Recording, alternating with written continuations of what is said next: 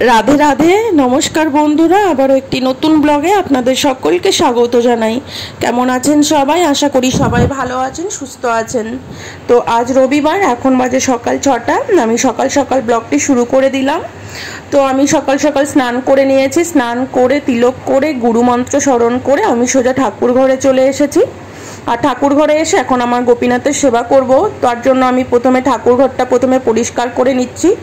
প্রথমে ঠাকুরঘর ঝাড়ু লাগিয়ে নিলাম। ঝাড়ু লাগিয়ে নিয়ে ঠাকুর আসনে যে পাতার কাপড়, সে কাপড়টা চেঞ্জ করে নিলাম। অনেক দিন হয়ে গেছিলো কাপড়টা চেঞ্জ করা হয়নি, তো আজ কাপড়টা চেঞ্জ করে নিলাম। এবার আবার ঘরটা ঝাড়ু লাগিয়ে ঘরটা মুছে নিলাম। মুছে নিয়ে পুজোর জিনিসপত্র গুছিয়ে নিয়ে আমি এখন আমার রাধা গোপীনাথের স্নান স্টিঙ্গার সেবা পুজো করব। তো যাই হোক, আমি অনেক দিন ভিডিও দিতে পারিনি বন্ধুরা। তার কারণ হচ্ছে আমার ছেলে ভীষণ অসুস্থ। মানে এত আমার ছেলে অসুস্থ হয়ে পড়েছিল, আমি নিজেও ভাবতে পারিনি। হঠাৎ করে ওর এত পরিমাণ জ্বর এসে গেল। আর সে জ্বর মানে ভোর 5টায় জ্বর এসেছে, সকাল 11টার মধ্যে ওর জ্বর পুরো মাথায় উঠে গেল। উঠে গিয়ে আমার ছেলে পুরো অজ্ঞান হয়ে গেল। মানে আমি আমার ছেলের এরকম অবস্থা কোনোদিনও দেখিনি। তার কারণে আমি ভয় পেয়ে গেছি, ভীষণ ভয় পেয়ে গেছিলাম। যাই হোক, আমার ছেলেকে 3-4 দিন হসপিটালে অ্যাডমিট করা হয়েছিল। তো সব রকম ব্লাড টেস্ট হলো। সব কিছু হওয়ার পর আমার ছেলের রক্তে হিমোগ্লোবিন কমে গেছে। আর মানে ওর ইনফেকশন হয়েছে, অনেক রকম প্রবলেম হয়েছে। তো এরকম জ্বর নাকি আবার আসতে পারে। তো 6 বছর পর্যন্ত এরকম জ্বর ওর আসবে। তো ডাক্তার খুব সাবধান করে দিল, ওর যে কোনো টাইমে আবার এরকম জ্বর আসবে। তো এই কারণে 5-6 দিন ভিডিও দেওয়া হয়নি। আর মন টন ভীষণ খারাপ এখন আমার। বাচ্চার যদি কিছু হয় তার মায়ের কীরকম অবস্থা হয়, তো তার কারণে আমি ভিডিও করতে পারিনি। যাই হোক, আজ আমার ছেলেকে 3 দিন হাসপাতালে অ্যাডমিট রাখার পর এখন বাড়িতে নিয়ে এসেছি। তো ডাক্তার দুধের বদলে ওকে ভাত রুটি এসব বেশি খাওয়াতে বলেছে, তার কারণ ওর হিমোগ্লোবিন কমে গেছে। তো এই জন্য সকাল করে ওকে আমি গাজর বিট সব ক্র্যাশ করে নিয়ে সেই গাজর বিট আলু এইসব দিয়ে একটা মিক্স খিচুড়ি বানিয়ে দিই। ওই সকাল করে ওকে খিচুড়ি খাওয়ানো হয়। ওকে শুধু আমি দুধই খাইয়ে রাখতাম, কারণ ও ভাত রুটি এসব বেশি খেতে চাইতো না। তো ডক্টর বলে দিল ওকে ভাত রুটি বেশি করে খাওয়াতে হবে, দুধ কম খাওয়াতে হবে। তো আমার বাচ্চার 1 বছর পুরো কমপ্লিট হয়ে গেল। তো এখন ওকে রুটি ভাত এইসব ওকে খাওয়াতে হবে। তো এই জন্য সকাল করে ওকে খিচুড়ি বানিয়ে দেই। তো যাই হোক, আলাদা করে ওকে খিচুড়ি বানিয়ে দিচ্ছি আর আমাদের আলাদা করে খিচুড়ি বানিয়ে নিচ্ছি। তার কারণ হচ্ছে ওর খিচুড়িতে গাজর বিট এইসব দিয়ে খিচুড়ি বানিয়ে দেই ওকে। তো আমাদের ঠাকুরের ভোগে গাজর বিট ভোগ লাগানো হয় না। তো এই জন্য আমাদের আলাদা করে খিচুড়ি বানিয়ে নিলাম। আজ সকালে ঠাকুরকে খিচুড়ি ভোগ লাগাবো।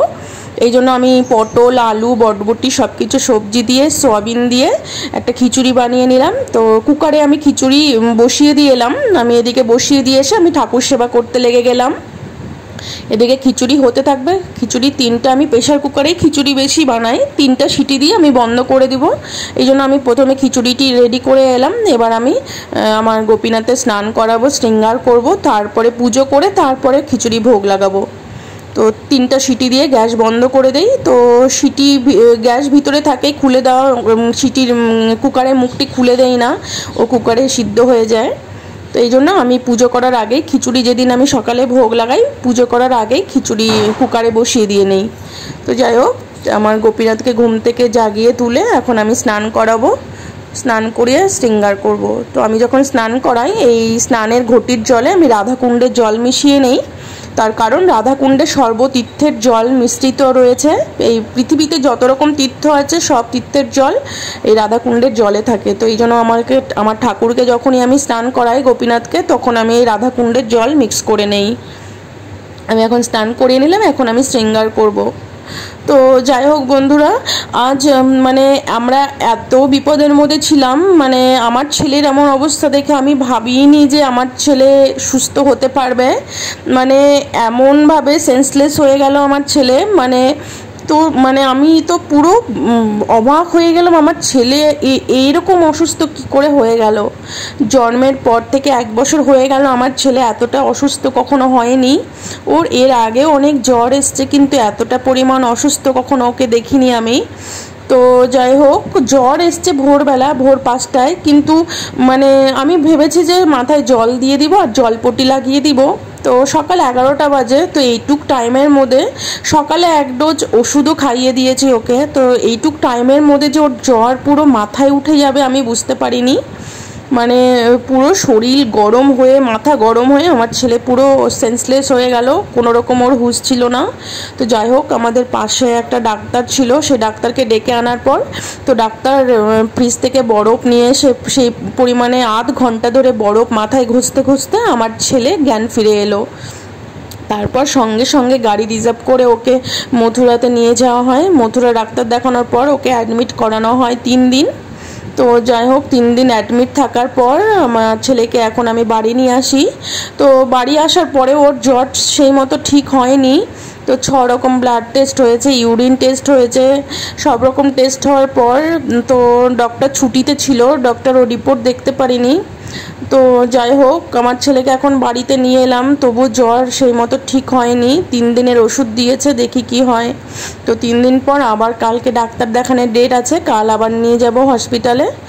তো এইরকম অবস্থা, এইরকম বিপদের মধ্যে আছি। তার উপরে আমরা যে ফোনটাতে ব্লগ বানাই, তো সেই ফোনটা আমার হাসপাতালে আমার ছেলের হাতে দিয়েছিলাম খেলতে। তো খেলতে খেলতে আমার ছেলে কী করলো, ফোনটা দিল ছুঁড়ে, মানে এমনভাবে ফোনটা ছুঁড়ে ফেলে দিল মেঝেতে। ফোনটা সঙ্গে সঙ্গে মেঝেতে পড়ে ডিসপ্লে পুরো একদম ফেটে গেল, মানে পুরো ডিসপ্লে মানে খারাপ হয়ে গেল, আর ডিসপ্লে কোনো কাজই করছে না। তো নতুন 1 মাসও হয়নি, ফোনটা শুধু ব্লগ বানানোর জন্য নিয়েছিলাম, ভিভো সেট। তো সেই সেট পুরো একদম ডিসপ্লে ফেটে গেল, এখন আর ওই ফোনটা দিয়ে কোনো কাজই হচ্ছে না। তো যাই হোক, কালকে হাসপাতাল থেকে ছুটি নিয়ে এসেছি। ছুটি নিয়ে আসার পর আবার সেই মথুরায় গেলাম, আমি আর ওর বাবা দুজন মিলে গেলাম মথুরায় গিয়ে সার্ভিস সেন্টারে দেখালাম। তো ডিসপ্লেটা পুরো ঠিক করতে কমসে কম 5,500 টাকা চাইছে। তো মানে একেতেই সময় ভীষণ খারাপ, তার উপরে আবার এইভাবে ফোনটা নষ্ট হয়ে গেল। মানে বিপদের উপর বিপদ, মানে যখন বিপদ আসতে থাকে তো একের পর এক বিপদ রেডি হয়েই থাকে। আমারই ভুল হয়েছে, আমার ছেলের হাতে যদি ফোনটা আমি না দিতাম তো এরকম অবস্থা কিছুতেই হতো না। তো মনটা ভীষণ খারাপ এখন, যে একটা ব্লগ বানানোর একটা ফোন ছিল সেটাও পুরো ভেঙে গেল। তো যাই হোক, ডিসপ্লে ছিল না সার্ভিস সেন্টারে, তো অর্ডার দিয়ে এলাম। তো যাই হোক, 6 দিন পরে এই ডিসপ্লে আসার কথা, তারপর আবার মথুরা ভিভো সার্ভিস সেন্টারে নিয়ে যাব, সেখানে নিয়ে গিয়ে ফোনটা আবার ঠিক করে নিয়ে আসতে হবে। তো এখন আপাতত আগে যে ফোনটা দিয়ে ব্লগ বানাতাম সেই ফোনটা দিয়েই ব্লগ বানাচ্ছি। তো এই কারণে আর মানে 5-6 দিন ব্লগ দেওয়া হয়নি। তো মন এত খারাপ, আমার ছেলের শরীর এত অসুস্থ হয়ে যাবে মানে আমি ভাবিও নি কোনো দিন। তো যাই হোক, ব্লাড টেস্ট করার পর ওর ধরা পড়েছে রক্তে হিমোগ্লোবিন কমে গেছে, ইনফেকশন হয়েছে। তো আরও মানে জ্বর যে কোনো টাইমে আসবে, মানে ডাক্তার বলেছে যে 6 বছর পর্যন্ত এরকম জ্বর আসবে। তো এই জন্য মন ভীষণ খারাপ এখন, মানে ব্লগ দেওয়ার মতো মানসিকতা এখন নেই, মানে কোথাও যে ঘুরতে যাব সেটাও নেই। তবু আমার ছেলেকে নিয়ে বিকেল করে একটু ঘুরতে বেরোই, যাতে ওর মনটা ভালো লাগে, সারাদিন ঘরের মধ্যেই থাকে। তো হসপিটাল থেকে আসার পর আমার ছেলে ভীষণ দুর্বল হয়ে পড়েছে, মানে ও যে হামাগুড়ি দিয়ে চলতো সেই হামাগুড়ি পর্যন্ত দিতে পারছে না, মানে ওকে বসিয়ে রাখলে উল্টে পড়ে যাচ্ছে, এমন অবস্থা হয়ে গেছে। তো এই কারণে ব্লগ দেওয়া হয়নি। তো আজ 5-6 দিন পর এসে আমার ছেলে এখন একটু সুস্থ হয়েছে। তো আজকে জ্বর এখনও আসেনি, তো এই কারণে এখন মানে ওর একটু মানে আরাম লাগছে বলে আমারও একটু ভালো লাগছে, যাক জ্বরটা আজকে আসেনি আর। তো সারাদিন কত খেলাধুলা করতো, তো এখন আর খেলতেও চাইছে না, চুপচাপ বসে সব সারাদিন সবার কোলেই উঠে থাকে। তো যাই হোক, আমার ছেলেকে বসিয়ে রেখেছি, চুপচাপ বসিয়ে রেখো, ওকে একটু মুড়ি দিয়ে রাখলে চুপচাপ বসে বসে মুড়ি খেতে থাকে। তো যাই হোক, ওকে বসিয়ে রেখে আমি এদিকে ঠাকুর শৃঙ্গার কমপ্লিট করে নিলাম। তো দেখো, আমার ঠাকুর শৃঙ্গার হয়ে গেল, আমি ঠাকুরকে মালাও পরিয়ে দিলাম। এখন আমি পুজো করব, পুজো করার পর তারপরে আরতি করব, আরতি করে ভোগ লাগাবো। তখন আমি তুলসীটা আগে দিয়ে নেই। তো আমি চন্দন ঘষে নিচ্ছি, চন্দন ঘষে ঘষে আমি তুলসী পাতাতে চন্দন লাগিয়ে আমি ঠাকুরের চরণে তুলসী দিয়ে ফুল দিয়ে পুজো করব। বলে না যে বিপদ যখন আসে সব দিক থেকে আসে, সময় যখন খারাপ যায় সব দিক থেকে সময় খারাপ হয়, ঠিক তেমন আমাদের অবস্থা হয়েছে। মানে মানে এতটা পরিমাণ সময় খারাপ চলে এসেছে এখন, মানে বলার মতো নেই বন্ধুরা। মানে শুধু আমাদের রক্ষা করতে, মানে আমাদের গোপীনাথ আমাদের রক্ষা করছেন বলে এখনও বেঁচে আছি। আর গোপীনাথ যদি রক্ষা না করতেন হয়তো এতদিন বেঁচে থাকতে পারতাম না। আজ আমরা গোপীনাথের শরণাগতি হয়েই বেঁচে আছি। আজ যে আমাদের জীবনে এত বড় বড় ঝড় তুফান যাচ্ছে না বন্ধুরা, সত্যি কথা বলতে আমাদের গোপীনাথই আমাদের সব ঝড় তুফান থেকে রক্ষা করে রেখেছে। আজ যে বেঁচে আছি আমার গোপীনাথের কৃপাতেই বেঁচে আছি বন্ধুরা। তোমরা হয়তো বিশ্বাস করবে না, মানে প্রতিটা মানুষের জীবনেই ঝড় আসে। সে কেউ হয়তো ভাবে আমার জীবনে ঝড় বেশি, কেউ হয়তো ভাবে তার জীবনে ঝড় বেশি, কিন্তু আমার মনে হয় আমার জীবনে যে ঝড় আসছে এরকম ঝড় হয়তো অন্য কারোর জীবনে নেই। তো যাই হোক, এত বিপদ এত ঝড়ের মধ্যে থেকেও গোপীনাথ আমাদেরকে বাঁচিয়ে রেখেছে, রক্ষা করে রেখেছে। মানে আমার ছেলের যে অবস্থা হয়েছিল আমি ভাবতেই পারিনি যে আমার ছেলে বেঁচে উঠবে, কিন্তু আমার গোপীনাথের কৃপাতে আমার ছেলে ঠিক বেঁচে গেল। ওর যখন জ্বর এসে ও যখন অজ্ঞান হয়ে গেল না, মানে পুরো মাথায় পুরো শরীরের যখন জ্বর আসে পুরো শরীরে রক্ত গরম হয়ে মাথায় উঠে যায়, তখন আর মানে অনেকে তো হার্ট ফেল করে যায়, অনেকের স্মৃতিশক্তি নষ্ট হয়ে যায়, অনেক রকম প্রবলেম হয়। তো আমার ছেলে যখন এরকম হয়ে যায় তখন আমরা সবাই কাঁদতে কাঁদতে কাঁদতে কাঁদতে গিয়ে আমার ছেলেকে নিয়ে গিয়ে গোপীনাথের চরণে ফেলে দিলাম। তারপরে গোপীনাথের প্রসাদী ফুল তুলসী আমার ছেলের মাথায় লাগিয়ে অনেক প্রার্থনা করার পর আমার ছেলে চোখ খুলে তাকায়। মানে আমার গোপীনাথের যে এত কৃপা আমাদের ফ্যামিলির প্রতি, এত আশীর্বাদ এত কৃপা, তার ফলে আমার ছেলে আবার প্রাণ ফিরে পেল। মানে তোমরা হয়তো বিশ্বাস করবে না, আজ যে আমার ছেলে যে আজ বেঁচে আছে শুধু আমার গোপীনাথের কৃপাতে। তো আমি রোজ গোপীনাথকে যে মন প্রাণ দিয়ে সেবা পুজো করি না, যে আমার গোপীনাথের আমার জীবনে কতখানি অবদান। মানে আজ থেকে আমার গোপীনাথের কাছে আমি যা কিছু চেয়েছি আমি তাই পেয়েছি গোপীনাথের কাছ থেকে। মানে তোমরা মানবে কিনা আমি জানি না, কিন্তু আমার গোপীনাথের কাছ থেকে আমি যা কিছু এতদিন প্রার্থনা করেছি তার সব কিছুই আমার গোপীনাথ আমাকে দিয়েছে। তো আমার জীবনের যে কতখানি অবদান আমার গোপীনাথের সেটা আমি বলে বোঝাতে পারবো না। তো এই জন্য আমার জীবনে যতই ঝড় আসুক ঝাপটা আসুক আমি আমার গোপীনাথের সেবা পুজো কখনোই বাদ দেই না। মানে এক একটা দিন, এই যে আমার ছেলে যে হাসপাতালে অ্যাডমিট ছিল আমি ঠিক গোপীনাথকে সেবা পুজো করে তারপরে আমি হাসপাতালে গেছি। তো আমাদের বাড়ি থেকে হাসপাতাল বেশি দূর না, 1.25 ঘন্টার রাস্তা, মানে 45 মিনিটের রাস্তা। মানে আমাদের বাড়ি হচ্ছে রাধাকুণ্ডে আর আমাদের হাসপাতাল হচ্ছে বৃন্দাবনে রামকৃষ্ণ মিশন। এখানে বড় হাসপাতাল আছে রামকৃষ্ণ মিশনের, খুব ভালো ট্রিটমেন্ট হয় ওখানে। তো আমাদের কিছু হয়ে গেলে আমরা বৃন্দাবনেই অ্যাডমিট করি। তো সেই বৃন্দাবনেই আমার ছেলের জন্ম ওই রামকৃষ্ণ মিশনে হয়েছে, তো ওর কিছু হয়ে গেলে রামকৃষ্ণ মিশনে ওকে নিয়ে যায় ডক্টর দেখাতে। তো সেখানে ওকে অ্যাডমিট করি। তো যাই হোক, প্রথম দিন মা আর আমার বর ছিল ওর সাথে, বাচ্চার সাথে ছিল। তারপরের দিন আমি গেছি সকালে গোপীনাথের সেবা পুজো করে, তারপরে আমি সকালে আমার বাবার সাথে আমার হাসপাতালে গেছি। তো এই জন্য আমি কোনো ঝড় আসুক ঝাপটা আসুক আমি একটা দিনও আমার গোপীনাথের সেবা পুজো আমি বন্ধ রাখতে চাই না। আমি রোজ দিন আমার গোপীনাথের সকালবেলায় পুজো সেবা সব কিছু কমপ্লিট করে তারপরে সব কাজ। তো আমি গোপীনাথ যখন আমার জন্য এত করে, তো আমি কেন গোপীনাথের সেবা পুজো বন্ধ করে দিব। তো যাই হোক, আমার আর পুজো হয়ে গেল, এখন আমি তুলসী পরিক্রমা করে নিচ্ছি। 4 বার আমি হরিনাম দিয়ে সকালবেলা তুলসী পরিক্রমা করি, তারপর গিয়ে আরতি করি। তো এখন আমি ঠাকুরে আরতি করব। তো আরতি করে তারপরে আমি ঠাকুরকে ভোগ লাগাবো। তো দেখো আমি আরতি গুছিয়ে নিচ্ছি।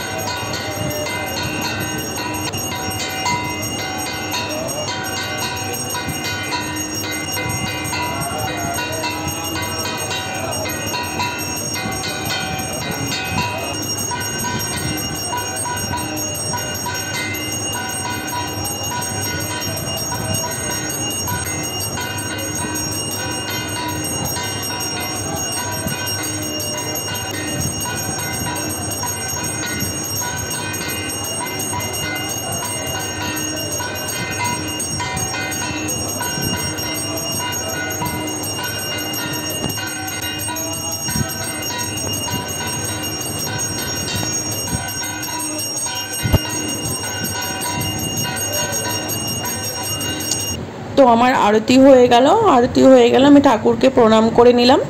তো দেখো আমার ছেলে আরতি নিতে চলে এসছে। আরতি হয়ে গেলে প্রথমে ঠাকুর ঘরে এসে আমার ছেলে আগে আরতি নেবে। তো যাই হোক আরতি হয়ে গেল, এখন ভোগ লাগাবে। তো আমি আর সকালে এখন ভোগ লাগাবো না, এখন মা ভোগ লাগাবে। তো আমার ছেলের অসুস্থ সাথে সাথে আমার শরীরটি ভীষণ খারাপ, মানে আমার ছেলের চিন্তায় আমার শরীর খারাপ হয়ে গেছে।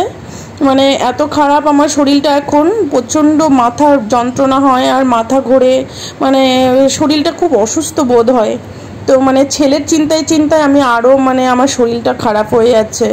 তো একটাই আমার ছেলে, এই ছেলের যদি কিছু হয় আমার যে কি হবে আমি ভাবতেও পারি না। তো যাই হোক আমি গোপীনাথের কাছে প্রার্থনা করি, যত অসুখ বিসুখ সব আমাকে দাও, আমার ছেলেকে সুস্থ করে দাও। তো কিন্তু বলে না যে পারদ্য ভোগ সবাই নিজের পারদ্য ভোগ সবাইকে করতে হবে। তো মানে আমার ছেলের এত ছোটোবেলাতেই এত অসুস্থ হবে আমি ভাবতে পারিনি। তো যাই হোক, তো খিচুড়ি ভোগ লাগানো হয়ে গেছিলো, তো আমরা সবাই প্রসাদ পেয়ে নিয়েছি। প্রসাদ পেয়ে আজকে আমি আর রান্না করব না, কারণ আমার শরীরটা খুব খারাপ। আজকে মা রান্না করবে। তো মাকে আমি সব সবজি আমানি করে দিয়ে এলাম। তো আজকে আলু পটল সয়াবিন দিয়ে রসা করবে, আর ডাঁটা পটল বটবটি বেগুন এসব দিয়ে একটা চচ্চড়ি বানিয়ে নেবে। তো বেশি কিছু রান্না আর করবে না। তো সবে আমরা কালকে হসপিটাল থেকে অ্যাডমিট, আমাদের ছুটি দিয়েছে। তো যাই হোক ছুটি দেওয়ার পর কালকে বাড়িতে এসেছি। বাড়িতে এসে কারোরই মন ভালো নেই, মা বাবারও মন ভালো নেই, আমারও মন ভালো নেই, না ওর বাবারও মন ভালো নেই। তো সবারই মন টন খারাপ, এই জন্য রান্নাবাড়িও আর তেমন কিছু করার ইচ্ছে করে না। তো যাই হোক মাকে বললাম তুমি রান্না করো, আমি সবজি টবজি কেটে আমানি করে রেডি করে দিয়ে গেলাম। তো সকালবেলা মা আবার এক বালতি কাপড় ধুয়ে রেখেছিল, সেই কাপড়গুলি উপরে মেলে দিয়ে এলাম। তো দেখো কাপড়গুলি মেলে দিয়ে এলাম, এবার এখন মা রান্না করছে। তো এখন আমার ছেলেকে স্নান করাবো আমি, ততক্ষণে মা রান্না করে ভোগ লাগিয়ে দেবে। তো আমার শরীরটা এত খারাপ যাচ্ছে, তার কারণে আমার আর কিছু মানে রান্নাবাড়ি করতেও মন করছে না। তাও সকালে আমার ঠাকুর সেবা তো করতেই হবে, তার কৃপার জন্যই আজকে বেঁচে আছি, তার সেবা তো আমাকে করতেই হবে, সে আমি মরি বাঁচি যাই কিছু হয়ে যায় না কেন। তো আমার ঠাকুর সেবা করতেই হবে আমাকে। তো এখন দেখো ভোগ লাগানো হয়ে গেছে মায়ের। আজকে বেশি কিছু রান্না করেনি, বাস এক তরকারি আলু পটল সয়াবিন দিয়ে তরকারি করেছে, আর সব সবজি দিয়ে একটা চচ্চড়ি বানিয়ে নিয়েছে। এই দিয়ে আমরা আজকে দুপুরে প্রসাদ পাবো। তো যাই হোক আমাদের প্রসাদ পাওয়া হয়ে গেছে। তো দুপুরবেলা আমার ছেলেকে যে আমরা ভাত সবজিটা রান্না করব, ডক্টর বলেছে তোমাদের যে ভাত সবজি রান্না হবে এই ভাত সবজি তোমরা ছেলেকে খাইয়ে দেবে। শুধু লঙ্কাটা দেই না, কারণ লঙ্কা দিলেও খেতে পারে না। তো লঙ্কা ছাড়াই আমি রান্না করি আর ওই ওকে খাইয়ে দেই। যদিও ভাত সবজি না খেয়ে ওর পেট ভরে না, তবুও আমি দুধটা ওকে খাওয়াই, কারণ ওর যাতে পেট ভরে। কেন আমার ছেলে এমন না, ওর মুখে যেটা স্বাদ লাগবে সেটাও খাবে, যেটা স্বাদ লাগবে না ফেলে দেবে। তো দুধটা ওকে দিলেও পেটটা ভরা থাকে, কিন্তু শুধু দুধ খাওয়ালে তো হবে না, দুধের সাথে সাথে ভাত রুটি সব কিছু খাওয়াতে হবে। তো দেখো বন্ধুরা আমার ছেলে আগে হামাগুড়ি দিতে পারতো, খেলতে পারতো, খুব স্পিডে হামাগুড়ি দিত। এখন সে ছেলে হামাগুড়ি দিতে পারে না, চুপচাপ এইভাবে বসে থাকবে। যে ছেলে এক সেকেন্ড চুপচাপ থাকতো না, সে ছেলে এখন হামাগুড়ি পর্যন্ত দিতে পারে না, চুপচাপ এক জায়গায় বসে থাকে। মানে ছেলের এরকম অবস্থা দেখে আমার কিচ্ছু ভালো লাগছে না, মানে এত মন টন খারাপ লাগছে যে আমার ছেলে অল্প বয়স, সবেমাত্র 1 বছর বয়স, মানে ওর ভিতরে নিশ্চয়ই কোনো খারাপ লাগছে, যার কারণে ও এত চুপচাপ হয়ে গেল। যে বাচ্চা 1 সেকেন্ড চুপচাপও খেলতো না, মানে হামাগুড়ি পর্যন্ত দিতে পারছে না, ওকে বসিয়ে রাখলে উল্টে পড়ে যায়, এমন অবস্থা হয়ে গেছে শরীরের। মানে শরীর ভিতর থেকে খুব দুর্বল হয়ে গেছে, হিমোগ্লোবিন কমে গেছে। তো যাই হোক রাধারানী যেন ওকে সুস্থ করে দেয়। আপনারা সবাই আশীর্বাদ করবেন আমার ছেলে যেন খুব তাড়াতাড়ি সুস্থ হয়ে যায়, ও যেন আবার আগের মতো খেলাধুলা করতে পারে। তো যাই হোক বন্ধুরা আজকের ভিডিওটা এই পর্যন্তই, আবার দেখা হবে পরের ভিডিওতে। তো সবাই ভালো থাকবেন, সুস্থ থাকবেন।